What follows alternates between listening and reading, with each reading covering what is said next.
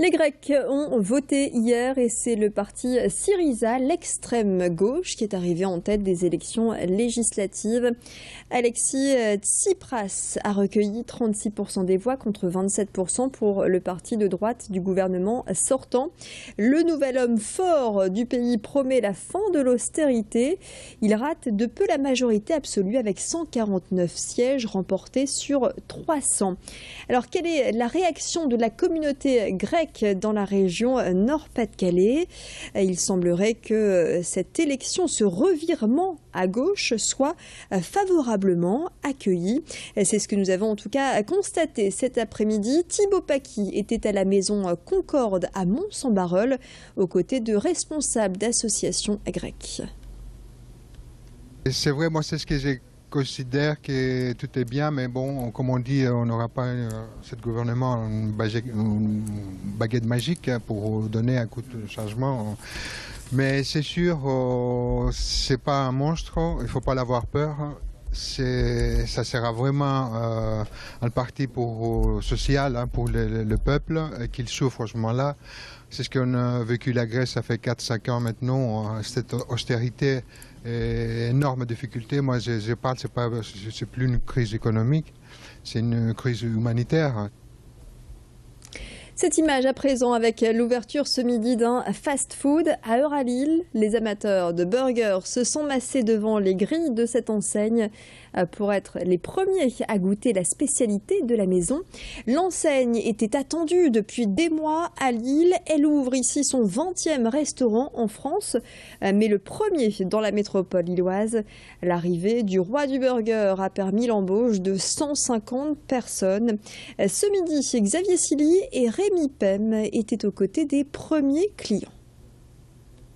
C'est mieux, ça va faire la concurrence, peut-être que ce sera même encore meilleur qu'avant, parce que des fois c'est vrai que quand on voit les hamburgers sur une affiche et quand on les a dans la boîte, c'est pas vraiment la même chose. Bon, peut-être que maintenant ça va s'améliorer.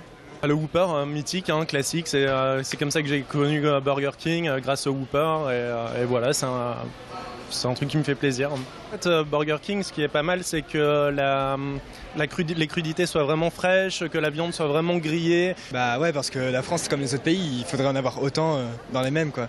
Surtout que Burger King, il est meilleur que les autres. Ça donne un renouveau un peu pour les jeunes, c'est sympa de ne pas payer trop cher et de manger quelque chose de sympa. Mais bon, après, voilà, il faut pas trop en abuser non plus parce que c'est plutôt gras, quoi. Et en ce lundi, c'était justement notre question du jour sur Grand Lille TV en partenariat avec la radio Métropolis. Comptez-vous faire partie des premiers clients de cette chaîne de restauration rapide?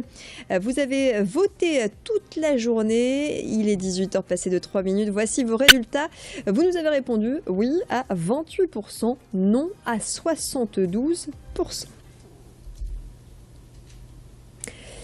Allez, on enchaîne avec ces images sans aucune transition, celle de cette porcelée née il y a tout juste une semaine.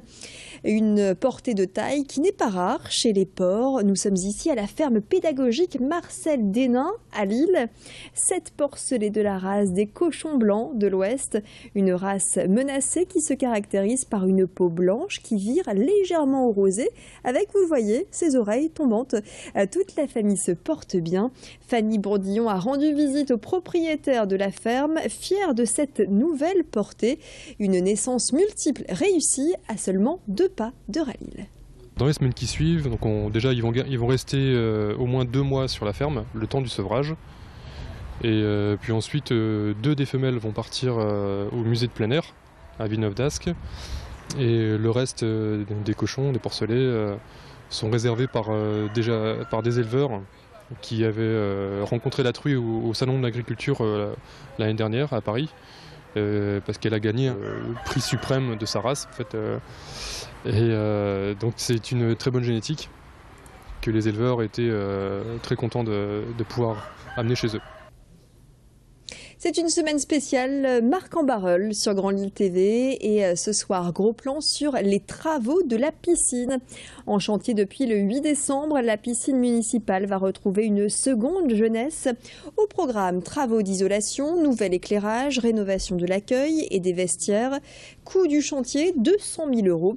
Un investissement indispensable selon la mairie pour un bâtiment qui date de 1973 et qui reçoit chaque année jusqu'à 190 000 visiteurs. Explication complémentaire au micro de Thibaut Paqui. Il y a 2 niveaux de travaux. Il y a d'abord l'entretien récurrent, c'est-à-dire toute la partie hydraulique qui fait en sorte que la piscine doit fonctionner dans la phase traitement, la phase filtration. Et ensuite, on en a profité pour travailler sur une phase d'isolation et, comme le disait Mme Goub, au niveau des économies d'énergie. L'important pour nous, c'est de maîtriser ce budget qui fait que, je vais dire, augmenter avec les inflations successives. Et l'important, c'est de garder un équipement qui reste rationnel au niveau de ses charges en énergie. Au niveau des bassins et autres, ils sont déjà normés et réglementaires, donc il n'y a pas de raison d'y toucher. On va travailler sur l'isolation, l'économie d'énergie au sens de l'électricité et toute la partie fonctionnement. Et c'est la fin de ce flash. Merci de l'avoir suivi. Tout de suite, retrouvez les prévisions météo, la tendance de cette semaine et puis l'infotrafic. Bon début de soirée.